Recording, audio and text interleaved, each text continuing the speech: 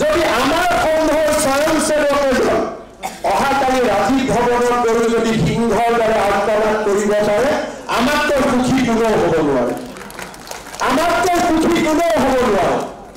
কাৰণ ৰাষ্ট্ৰীয় স্বয়ংসেৱক সংঘৰ আদৰ্শ বিজেপি নিৰ্মাণ কৰা নহয়, সমাজ নিৰ্মাণ কৰা, ৰাষ্ট্ৰ নিৰ্মাণ কৰা।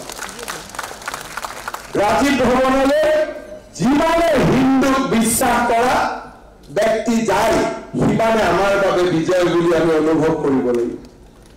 2-4জন CPM-কো যাব লাগে, CPM-কো RSS কৰি দিব লাগে। 2-4জন পৰিলে UDF-কো যাব লাগে, গৰুখোৱা বন্ধ কৰি দিব লাগে। কোনো আপত্তি নাই। যদি আমাৰ 10জন ব্যক্তি UDF-ত গৈ ভাতৰ লগত গৰু খোৱাটো বন্ধ কৰি দিব পাৰে, তাতকৈ আমাৰ কাৰণে গৌৰৱৰ কথা কি থাকিব পাৰে?